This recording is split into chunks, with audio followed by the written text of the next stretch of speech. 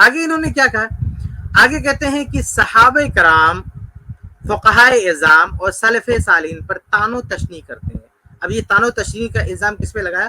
کہ اہل حدیث صحابہ پر، سب سے پہلے صحابہ کا نام لیا کہ صحابہ پر تان و تشنیع کرتے ہیں۔ بتائیے کتنا بڑا ظلم ہے، یہ کتنی بڑی غلط بیانی ہے کہ اہل حدیث کے بارے میں کہنا کہ یہ صحابہ پر تان کرتے ہیں۔ بتائیے جو اہل حدیث یہ کہتے ہیں کہ قرآن اور حدیث کو اس طرح سے سمجھو جس طرح صحابہ نے سمجھا ہے۔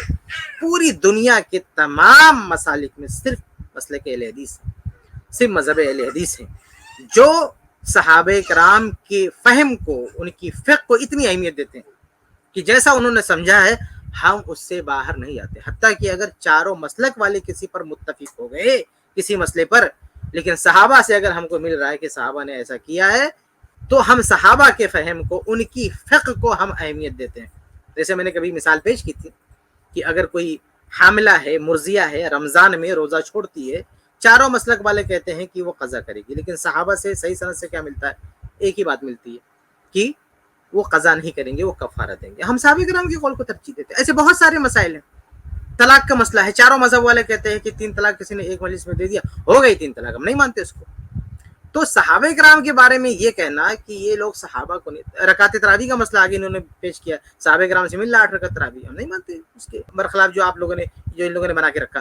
تو صحابہ کرام کے بارے میں ہمارا تو منہج یہ ہے، ہمارا یہ دعویٰ ہے کہ صحابہ کرام نے جو سمجھا ہے قرآن و حدیث، اس طرح سے ہم کو سمجھنا چاہیے۔ بلکہ وہ بڑی ہی معروف مشہور حدیث تاریخ اوسط کی جو روایت ہے، ہم اسے بار بار پیش کرتے ہیں کہ اللہ کے نبی صلی اللہ علیہ وسلم نے کہا کہ پہلے 72 فرقے ہوئے امتوں میں، اور اس امت میں 73 فرقے ہوں گے، سب جہنم میں جائیں گے سوائے ایک کے۔ صحابہ نے پوچھا وہ ایک فرقہ کون سا ہوگا، جو ایک جماعت کون سی ہوگی جو جنت میں جائے گی، جو نجات پائے گی؟ تو اللہ کے نبی صلی اللہ علیہ وسلم نے فرمایا کہ ما انا علیہ اليوم و اصحابی، کہ وہ جس پر آج میں ہوں اور میرے صحابہ ہیں۔ تو یہ الزام لگانا اہل حدیث پر کہ وہ صحابہ کو جو ہے تان کرتے ہیں، بتائیے بہت گھناؤنا الزام ہے اہل حدیث۔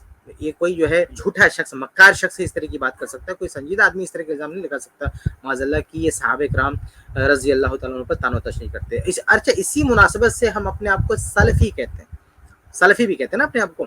سلفی کا مطلب کیا؟ سلف یعنی جب ہم سلف کہتے ہیں تو اس میں سب سے پہلے صحابہ آتے ہیں۔ تو ہم تو سلفیت اپنے آپ کو صحابہ کی طرف نسبت کر کے سلفیت اپنے آپ کو بولتے ہیں، اور آپ کہتے ہیں یہ صحابہ کو نہیں مانتے، بہت غلط بات ہے۔ اس کے علاوہ کہ اب دیکھیے دفاع صحابہ پر، صحابہ کو نہیں مانتے، مودودی صاحب نے کتاب لکھی خلافت و ملوکیت، اس میں دفاع صحابہ پہ خلافت و ملوکیت کا جو تفصیلی جائزہ اگر کسی نے پیش کیا تو اہل حدیث عالم نے، کس نے؟ حافظ صلاح الدین یوسف رحمہ اللہ نے اس کو پیش کیا۔ ایسے پوری تاریخ موجود ہے اہل حدیثوں کی دفاع صحابہ پر۔